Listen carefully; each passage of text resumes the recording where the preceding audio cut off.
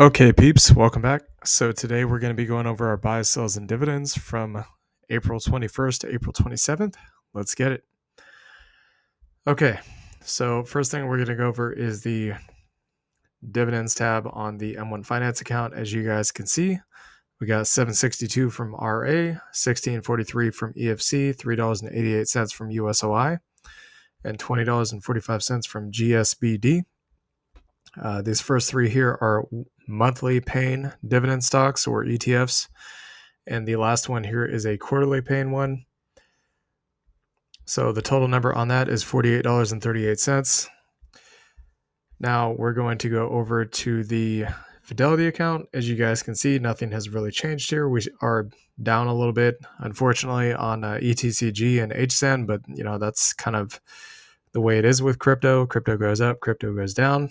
That's just kind of the nature of volatility in markets. So still up 170% on LTCN, so pretty nice gain there. We do expect it's going to go much higher once we get that breakout on LTCN, and we'll head up to $135. That's where we think it's going to go. So we picked up Mana at pretty much what we consider to be the perfect dip buying opportunity. Again, you guys, you don't have to copy this trade. You guys can come up with your own estimations as to what you think is the good time to buy. We just thought now is a good time to buy for Mana, and of course the underlying for this did a 200x on the previous bull cycle. You can go back and look this up for yourself on CoinGecko or CoinMarketCap. It basically went from 3 cents to $6. That's a 200x. So the upside for this thing could be massive. It could be a 5x, could be a 10x, could be a 20x, could be even higher than that. We don't know, but we wanted to get in on this dip. And just to get back to the highs from where the current price is that we have right now, it's roughly about a 3.5x. So yeah, that basically turned 1,000 into 3,500. So definitely looking forward to that. All right, so as you guys can see here on the activity tab, so we have a little bit here that we bought on ETCG. Again, this is the ETH Classic Trust. As you guys can see, our cost basis right here is $16.98. So it's a little bit above here, but again, a long ways off from the most recent local swing high.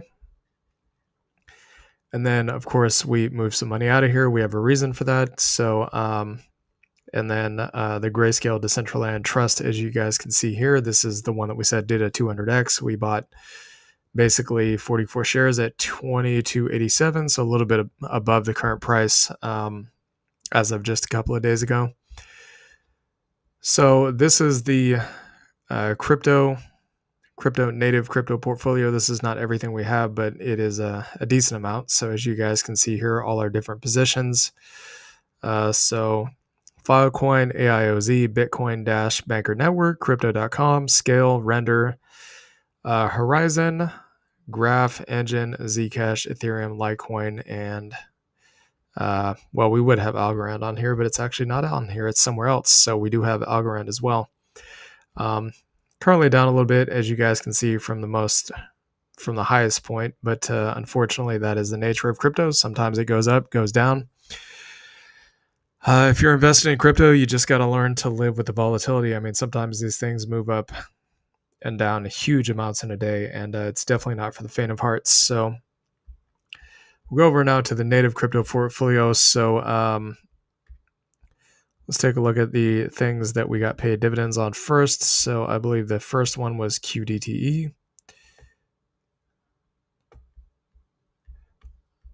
Okay, that's annoying. So didn't want to see that, but 27 cents, as you guys can see here on the 19th. Again, this is a weekly paying dividend ETF of some kind, or covered calls, or not sure exactly what they're doing, but again, we've only bought one share of this, so we're not really too concerned about the performance of it, but we bought some Tesla recently. We'll just go over that.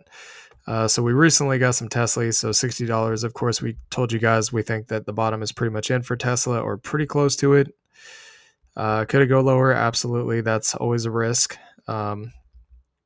We're never going to be able to time these things perfectly. So going up a little bit further, we also got paid from FEPI. So FEPI, as you guys can see here, $22.43. That is the REC shares covered call income premium ETF or something along those lines. So we got paid from that. And then the next one is TSLP. So we're only down a little bit on this, roughly about 12%. So that's not too bad. Again, we were buying heavily on this dip that we saw. So $4.66, as you guys can see coming up here. And the total for that's going to be $27.42. Now we'll go over options plays. So the first one we have here is a cash secured put, $7 strike price for SoFi. The expiration date is, I believe, next Friday, so May 3rd, and we received $24 in premium. So basically, if this, we have earnings coming up on SoFi too, so the price could actually go higher and move even further away from the strike price. But basically, if this thing expires anywhere above $7, we get to keep the premium, and we do not have to take the shares, although we would be happy to take the shares at $7. So here's the covered call one that we have. So as you guys can see, it has really appreciated a lot in value. I'm assuming that's the run-up or the markup phase into earnings. So $18 in premium on this one. Again, the same expiration date, $18 in premium, as you guys can see here. And the strike price is $8.50 and is getting pretty close to that, as you guys can see up here. So we may actually get our shares called away at the expiration date, but we'll just have to wait and see. So we do plan on loading some more shares of SoFi in the coming week, just so you all know, because we really want to get our options portfolio going so we can get some more income on those options premiums. So that covers the options portion. Now we'll go over the actual buys that we had this week. So we showed you the Grayscale Trust. We bought that. We had 0 native crypto buys this week. Also did not buy any dividend paying stocks or ETFs other than the ones that we showed you guys. So 116 shares on SoFi currently. If we put the shares on our cash secured put, it'll be 211 shares. Currently actually in profit about 9.5%. So that's not too shabby. We'll definitely take that. That's the shares that we bought on SoFi this week. And let's see what else we got here. So going a little bit further up, I believe we did actually buy some TSLP. So yeah, you guys can, actually I take that back. No, that was last week. That is not this week. So the dividends were this week. Okay, well, let's just keep going down the list here. We have a zillion different positions, so it does get a little confusing to try to keep track of sometimes. We did buy some Tesla. We already showed you that. So the next one is BTBT. We bought quite a few shares of BTBT, so we'll go into that now.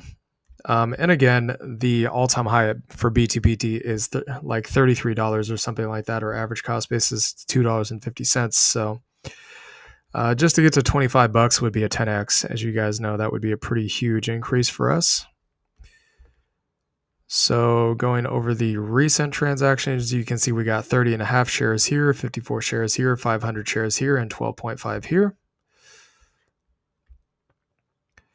And so between the options premiums and the dividends, so the options premiums were $42, but basically the overall for the week was $117.80.